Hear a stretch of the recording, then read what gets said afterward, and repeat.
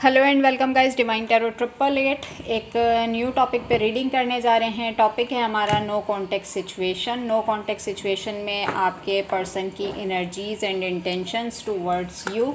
ये journal, timeless और collective reading होगी। जब कभी भी आपकी नज़र से गुजरेगी आपका उस वक्त का मैसेज हो सकता है। सिचुएशन अगर आपसे रेजोनेट करती है तो रीडिंग आपकी है। ज़बरदस्ती सिचुएशन में अपने आप को फिट इन करने की कोशिश ना करें। पर्सनल रीडिंग के लिए नंबर डिस्क्रिप्शन बॉक्स के अंदर मौजूद है, टिकटॉक के बायो में मौजूद है, व्हाट्सएप पे कांटेक्ट कर सकते हैं। मैसेजेस अलाउ हैं, कॉल्स अलाउ नहीं हैं। बैकग्राउंड नॉइज़ को अवॉइड कीजिएगा, कंस्ट्रक्शन की वजह से थोड़ी सी डिस्टर्बेंस हो रही है। यूट्यूब पर सब्सक्राइब करें ताकि मेरी आने वाली तमाम वीडियोज़ आपको टाइम से मिल सकें।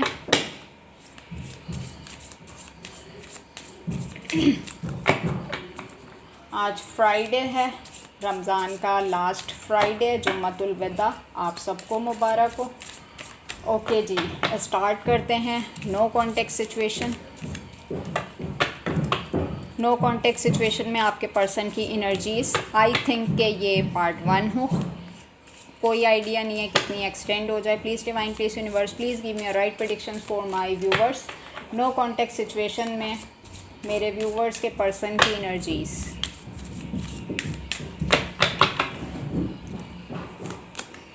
Love,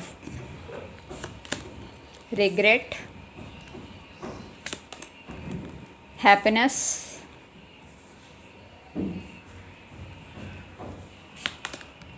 anger, guide, abundance,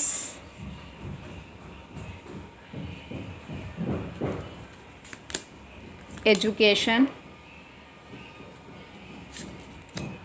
fears, secrets। खुद ब खुद आया है ये कार्ड तो मैं ज़रूर लूँगी और इसके बाद एक और कार्ड लूँगी, कारमा। अच्छा, ये डेक मैं जब भी यूज़ करती हूँ ना, ये डेक उठाते ही मुझे मैसेज जो है बहुत स्पीड से चैनलिंग होना शुरू हो जाते हैं। नंबर आपके लिए अब इम्पॉर्टेंट हो सकते हैं। Number 3, number 23, number 6, number 9, number 15, number 1, number 12, number 20, number 28, number 16 and number 24।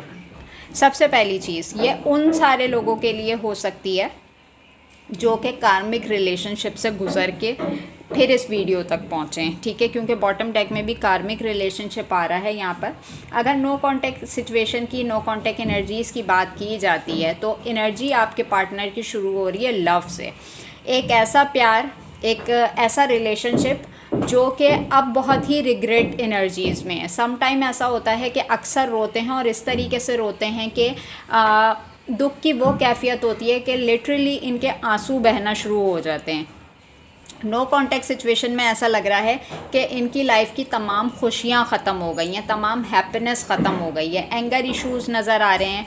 हो सकता है इस इंसान ने गुस्से में आके, जल्दबाजी में आके इस तरीके के एंगर इश्यूज़ क्रिएट किए कि इसको पता नहीं था कि इसका आउटकम क्या निकलेगा, इसका रिज़ल्ट क्या निकलेगा। किसी ने इस पर्सन को इस रिलेशनशिप में गाइड किया होता है और हो सकता है उसकी गाइडेंस पे चल के इसने इस लेवल का आपको ट्रिगर दिया है जिसका अब वो रिग्रेट नज़र आ रहा है। ज़िंदगी की ऐसा लग रहा है कि तमाम खुशियाँ नाराज़ हो गई हैं, कोई अबंडेंस लाइफ के अंदर नज़र नहीं आ रही, यानी कि चीज़ों का होते होते अचानक से रुक जाना। क्यों? क्योंकि अब इनको कोई एजुकेट नहीं करता। एजुकेशन पॉइंट ऑफ व्यू से मैं देखती हूँ तो इस इंसान को ना अपने कुछ मेंटल फेयर्स रहे हैं। मेंटल फेयर्स में क्या होता है कि कुछ अपने ही दिमाग से बातों का जज कर जाना कि ये चीज़ इस तरीके से है तो इस तरीके से है, यानी कि अपना पॉइंट सामने वाले के ऊपर थोपना। मेंटल फेयर्स,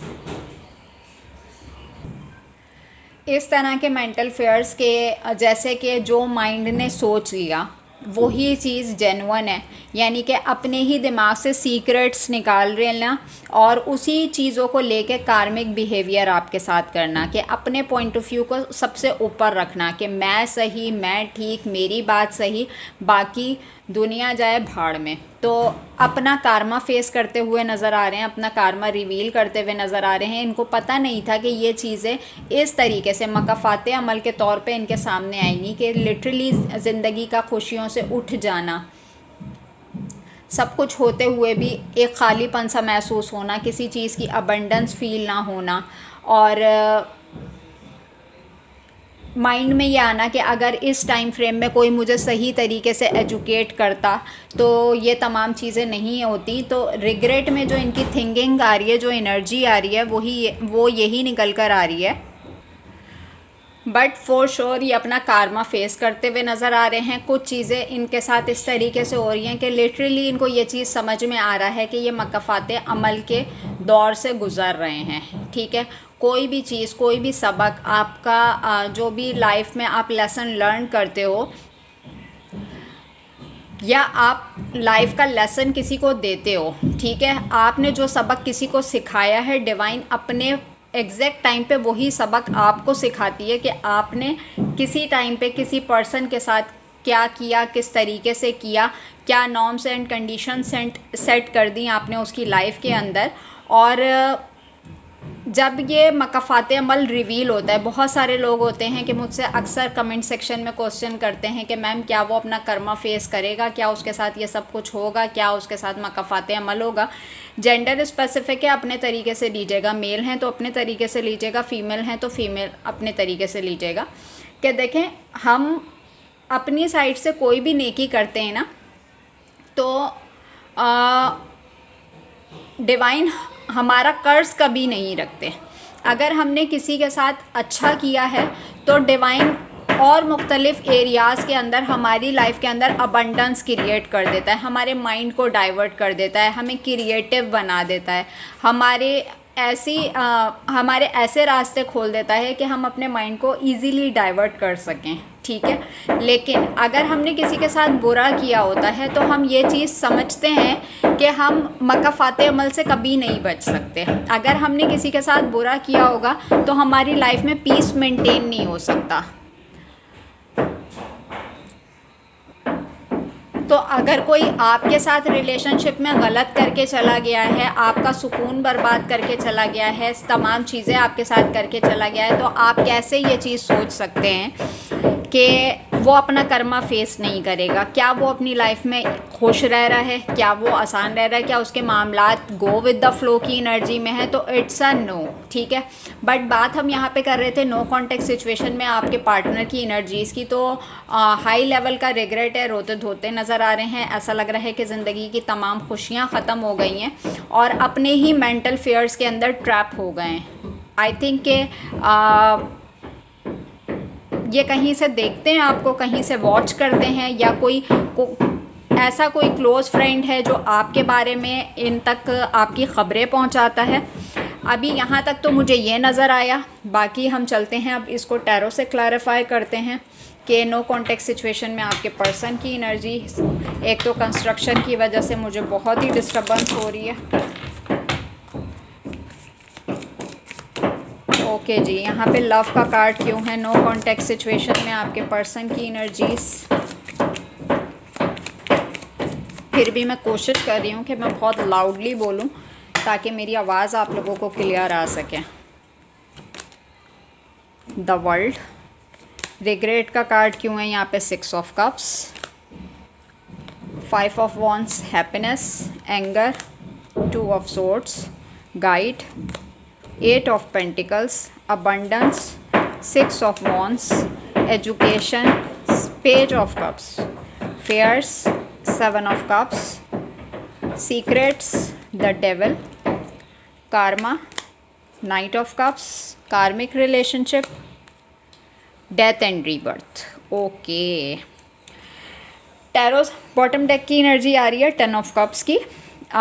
देखें, एक साइकिल आपके साथ चला है इसका। एक बात तो फॉर श्योर है यहाँ पर कि आप अपने किसी क्लोज़ वन के लिए देख रहे हैं ये रीडिंग। ये जो भी पर्सन है आपकी फैमिली का बहुत क्लोज़ पर्सन रहा है। ये 10 ऑफ कप्स का कार्ड है। आपके हस्बैंड हो सकते हैं, आपके स्पाउस हो सकते हैं, बहुत क्लोज़ पर्सन है ये। आपकी फैमिली का, ठीक है। विद द वर्ल्ड साइकिल आपने एक साइकिल गुजारा है इसके साथ अपनी ज़िंदगी का। और पेज ऑफ कप्स ये कोई छोटा मोटा रिश्ता नहीं है, ये कोई बिल्कुल अर्ली एजेस का रिश्ता नहीं है, ये एक लॉन्ग टर्म रिलेशनशिप रहा है आपका इस पर्सन के साथ। और ये तमाम मेमोरीज़ रिकॉल करता हुआ नज़र आ रहा है। रिग्रेट में यही है कि आई थिंक आपने इसको बहुत अच्छे तरीके से पैम्पर किया है।